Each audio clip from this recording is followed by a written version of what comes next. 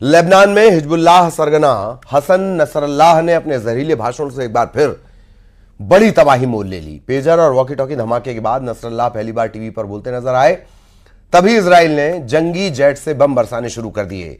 Lebanon में कई इलाकों में इजराइल के जंगी जेट उड़ान भर रहे हैं। तो क्या अब हिजबुल्लाह 72 मिलिशिया ग्रुप के साथ मिलकर नेतन्याहू से युद्ध शुरू करने जा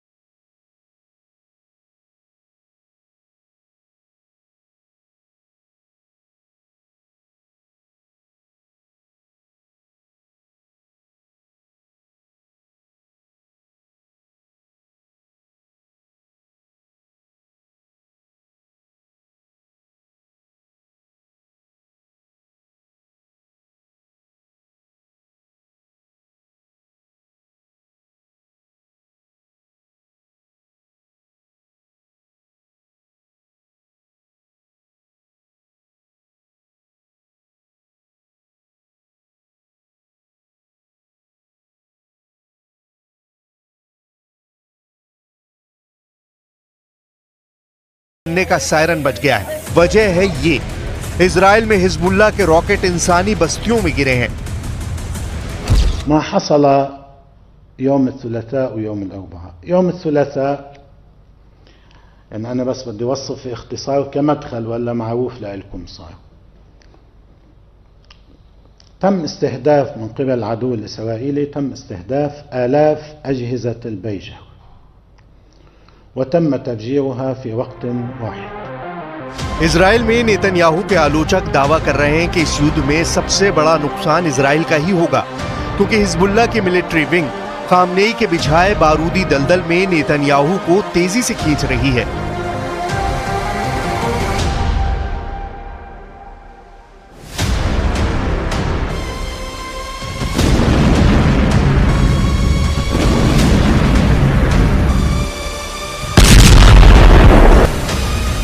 गाजा युद्ध में उलझे नेतन्याहू को खामनेई के प्लान के हिसाब से Hezbollah chief Nasrallah Lebanon front पर उलझाने की कोशिश में जुटा है, जिसमें यमन के हूती विद्रोही लड़ाकों के top commander Abdul Malik Houthi पूरी तरह से मदद कर रहा है। इन तीन फ्रंट पर आर पार का युद्ध शुरू हुआ तो इजराइल को घेरना आसान होगा, जिसके बाद चौथा फ्रंट ईरान खोलकर इजराइल से इस्माइल हानिया की मौत का हिसाब बराबर करेगा। खामनेई बस इसी दिन के इंतजार में शांत बैठे हैं कि इजराइल लेबनान में अपनी सेना उतार दे। अगर ये बारूदी बैटल ग्राउंड धधकने लगा तो इजराइल 4 दुश्मनों से एक साथ युद्ध करने को मजबूर हो जाएगा।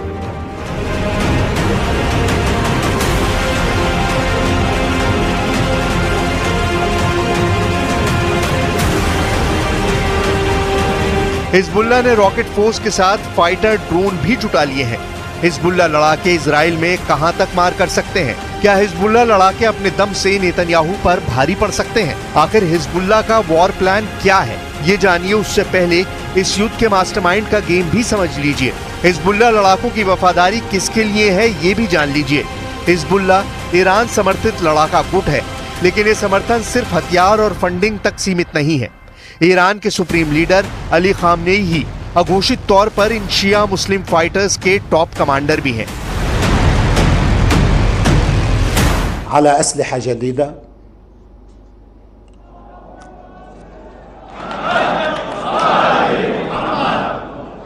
طبعا ما حقول شو هي الأسلحة الجديدة، هي بتبين بالميدان وقت اللي بيتاخد قرار بتبين.